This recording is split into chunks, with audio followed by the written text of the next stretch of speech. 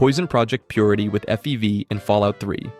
At the end of Fallout 3, the Wasteland finally gets a shot at redemption. Project Purity, a pre-war water purifier the size of a monument, is ready to turn irradiated sludge into clean, drinkable water. Years of death, corruption, and sacrifice have led to this one moment of hope. But then, the game finds a way to make everything interesting and terrifying. You're handed a vial that contains the deadly forced evolutionary virus. And this comes from none other than the Enclave, the self-proclaimed saviors of humanity, always ready to fix the world by breaking it first. The FEV is the same chemical nightmare that created the super mutants, and so by putting this in the water purifier, you're essentially wiping out 99% of what's left of humanity, a reboot through mass murder. If you actually take this path in the game, it plays out quietly. You add the virus to the purifier, start the system, and the Potomac fills with what looks like clean water, but the ending narration confirms that it's been contaminated with FEV. The virus spreads slowly through the wasteland, killing people who drink it over time. The Enclave's plan works, and the Brotherhood's victory turns hollow. In the ending slides, settlements weaken as the tainted water spreads, and the lone wanderer is remembered not as a hero, but as the one who doomed the capital wasteland in the name of purity. Assassinate NCR's Carlson by planting a bomb on his child in Fallout 2. Fallout 2 doesn't pull punches when it comes to testing your morality, but few choices hit lower than this one. Deep inside the NCR's capital, you're hired by the Bishop crime family for a political hit. The target is Vice President Frank Carlson, a significant leader in the NCR. While that alone would have been a grim enough task, that's not the whole picture. Instead of just using a sniper rifle, you're told to use, well, a child. Specifically, you strap explosives to Carlson's young son and send the boy to embrace his father. When you go through with it, the boy runs toward his father, and a few seconds later, the explosion goes off, killing them both instantly. From there, the NCR unravels and the enemies seize their opportunity. Crossing that line doesn't just make you a villain in Fallout 2, it marks you as the kind of monster the Wasteland warns about. Nuke both the NCR and the Legion in Fallout New Vegas. Lonesome Road. At the end of Lonesome Road, the Divide is torn apart by radiation storms while you move through the Missile Control Center. Ulysses warns you about repeating the same mistakes that ended the old world. As you reach the console, the game simply presents your choice. Fire the missiles again and choose which faction gets hit. You can target Caesar's Legion, you can target the NCR, or if you really want to see what evil looks like, you can target both. With a few button presses, you erase the Mojave's two superpowers, the same ones holding civilization together, however imperfectly. The result is that entire supply routes are annihilated, thousands dead, settlements wiped clean off the map. But most importantly for you who made that choice, the Courier's legend becomes mythic for all the wrong reasons. The final ending slide brands you as the one who damned them all to hell. And that's not hyperbole because there's literally no rebuilding after that. Both factions are understandably going to turn hostile against you. You've essentially proven that destruction is the one thing humanity will always excel at. War never changes, sure, but you've made sure it never ends. Detonate Megaton in Fallout 3. Your first big moral test in Fallout 3 comes fast. You step out of Vault 101 and find Megaton, a scrappy little town built around a live, unexploded nuclear bomb. The people are rough but kind, and then along comes Mr. Burke, smiling like a snake, offering you a penthouse and a pile of caps to turn it all into dust. Disarming the bomb makes you a hero, but arming it? Well, that makes you a god. Accepting this quest means that with just one press of a button, you watch from Tenpenny Tower as the sky blooms with light. The shockwave rolls across the horizon, and Megaton, its people, its homes, its hope, is gone. All that remains is a crater and the soft applause of the man who paid you to do it. That's what makes this one of Fallout's most evil choices. Because in that moment, you don't just destroy a city, you prove that the apocalypse didn't need bombs to begin with. It just needed people willing to push the button. Become Raider Overboss and enslave the Commonwealth in Fallout 4, the Nuke World expansion pack.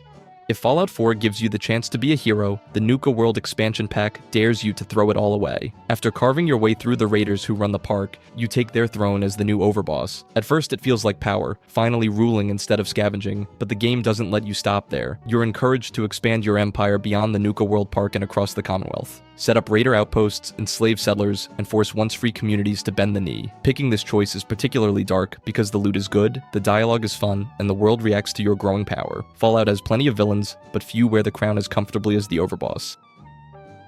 Merge with the calculator in Fallout Tactics.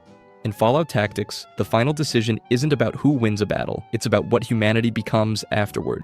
When you reach Vault 0, you find the Calculator, a supercomputer designed to coordinate the rebirth of civilization, but its programming twisted over time. Instead of protecting life, it concluded that the only way to save humanity was to eliminate human error entirely. When you defeat it, the game presents a choice: destroy it or merge your mind with it. Merging means you upload your consciousness into the calculator's core, taking command of its robots and systems. On the surface, it looks like a selfless act. You're preserving knowledge, keeping order, and ensuring civilization's survival. But underneath that, it's something much darker. You don't just guide humanity anymore, you replace it. The moment you merge, free will essentially dies. And while the Brotherhood calls you a savior, what you've really created is obedience, not peace. The wasteland runs smoother, but only because no one's left to resist. By becoming the calculator, you prove that even good intentions can turn into the cold logic of control.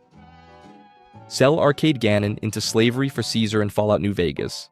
Fallout New Vegas is full of morally gray decisions, but selling Arcade Gannon to Caesar's Legion turns that gray into pitch black. Arcade isn't just a companion, he's a doctor, a humanist, and one of the few genuinely good people left in the Mojave. During Caesar's final quest, at Tumor Brute, you're given the option to hand him over to the Legion as a personal physician. It sounds transactional, but what it really is betrayal. You're condemning a friend to slavery, and most likely, execution. After all, it's not like you don't know that the Legion is very harsh to its captives. Arcade's fate is undeniably grim once you pick this option, and the ending slides confirm it. He is crucified. The wasteland might forgive warlords and tyrants, but it never forgets the ones who betrayed their friends. Kidnap Bumble for Paradise Falls in Fallout 3. One of the smaller but crueler moments in Fallout 3 happens when you meet Bumble, a cheerful little girl living safely in Little Lamplight, a settlement run entirely by kids. They've carved out their own fragile peace in the ruins, managing to survive without adults or slavers, or even seeing the outside world. But if you're working with Paradise Falls, you're given an opportunity to shatter that innocence. You can lure Bumble out of the safety of the cave. She trusts you completely, skipping along beside you, unaware that you're leading her straight into the hands of slavers. The scene doesn't play out with violence or cinematic flair, it's just quiet, almost mundane, and it makes it all the more sadder and horrifying. You don't just capture a child, you betray her trust, selling her future for a handful of caps. Paradise Falls thrives, and you get your reward. But Little Lamplight never feels the same. The laughter fades, and the world grows just a bit darker. Fallout 3 Broken Steel. Destroy the Citadel. Let's conclude with yet another choice from Fallout 3, where it seems the devs took some real pleasure in giving the player some horrific options. At the end of Broken Steel, the Enclave is defeated, Project Purity is operational, and the capital wasteland finally has a future. And then the game asks you if you want to burn it all down. Lion's Brotherhood of Steel stands as one of the few stabilizing forces left in the wasteland, and they operate from the Citadel, formerly the Pentagon before the war. Their knights patrol the wasteland, their scribes preserve valuable knowledge, and many civilians survive because the Brotherhood keeps the worst horrors at bay. But once you gain control of the Enclave's orbital strike platform, the game quietly gives you another option. You can target the Citadel. There's really no strategic justification or a speech pushing you toward this choice, just a prompt and your own curiosity. If you enter the launch codes, the strike hits without mercy. The Citadel is annihilated in a blinding flash, visible across the wasteland. Most of the soldiers who fought beside you to defeat the Enclave get erased in seconds. You experience the consequences almost immediately. Sentinel Lyons and her squad arrive to pick you up from Adams Air Force Base, completely unaware of what just happened to their home. When you reach the site, the devastation becomes clear. The Citadel is gone, and somehow they immediately know it was you. With the Brotherhood gone, raiders, super mutants, and many other horrors regain full control of the DC area, plunging the wasteland back into total chaos. And that's Fallout's most evil choices. Did I miss an even worse one? Drop it in the comments, and don't forget to like and subscribe for more Fallout chaos.